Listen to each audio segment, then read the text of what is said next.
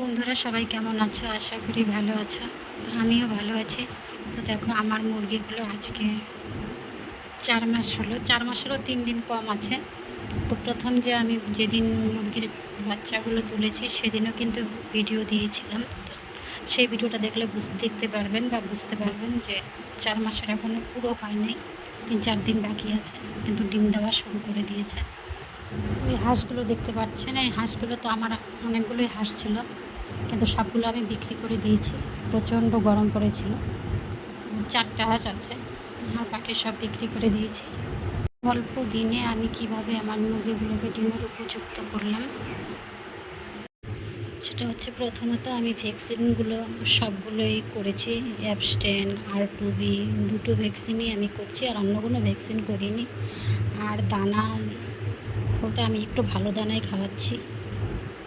ছোটোবেলায় আমি পোলট্রি মুরগির যে দানাগুলো হয় সেই দানাগুলোই দিয়েছি, আর এখন যেহেতু অনেকটাই বড় হয়ে গেছে এখন আমি মিক্সচার করে দিচ্ছি। তো সবগুলো মুরগি এখনও ডিম দেয়নি, শুধু কয়েকটা প্রথম শুরু হয়েছে। 8-10টা মুরগি ডিম দিচ্ছে। এই ঘরেই রাখি, আর দিনের বেলা ছেড়ে দিই, একটু বাইরেও ঘোরাঘুরি করে, ঘাস পাতা শাক একটু এসবও খায়। তো আমি ঘরে আটকে রাখি না। তার মধ্যে আর এখন যে প্রচণ্ড গরম পড়েছে, গরমে আমার 2-1টা মুরগি একটু গরমে অসুস্থ হয়, তো সেগুলি আবার ওষুধ টষুধ দিয়ে আমি ঠিক করি। তো এই দেখো, এই একটা ডিমই একটু বড়, আর ডিমগুলোর সাইজ কিন্তু ছোটো, নতুন যেহেতু প্রথম, ডিমের সাইজ খুবই ছোটো। এই একটা ডিমই একটু বড়। তো এখন আমি যেহেতু আমার বাড়িতে পোলট্রি ফার্ম আছে, তার জন্য বেশি মুরগি আমিও রাখতে পারি না, সময়ও দিতে পারি না, তাই অল্প স্বল্প রাখি, যেহেতু আমার বাড়িতে ডিমের প্রয়োজনটাও মিটিয়ে যায়। আর সব সময় যেহেতু এই মুরগির ডিমটা পাওয়া যায় না, তাই আমি অল্প কিছু রাখি, যেহেতু আমার বাড়ির যে ডিমের চাহিদাটা সেটাও পূর্ণ হয়ে যায়, আর একটু আমি বিক্রি বাটাও করতে পারি।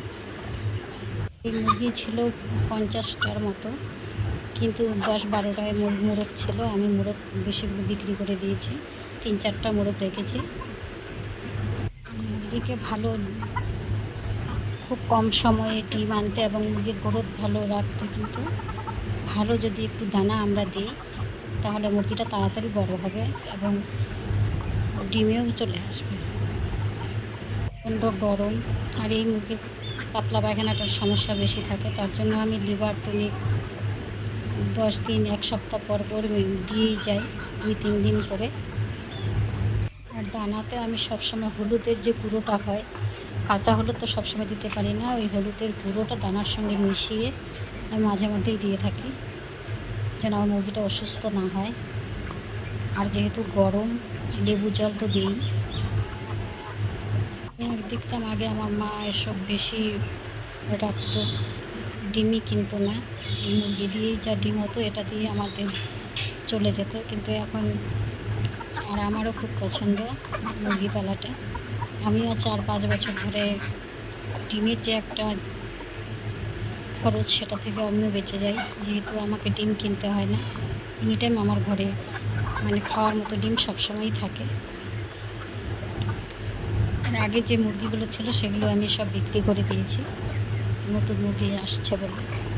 আর যেহেতু ফার্ম আছে, ফার্মের চারপাশে অসুবিধা হয়, আর একসাথে যেহেতু আমাদের বাড়ি ফার্ম কাছাকাছি, তো রাখতে অসুবিধা হয় বলেই আমি অল্প অল্পই রাখি।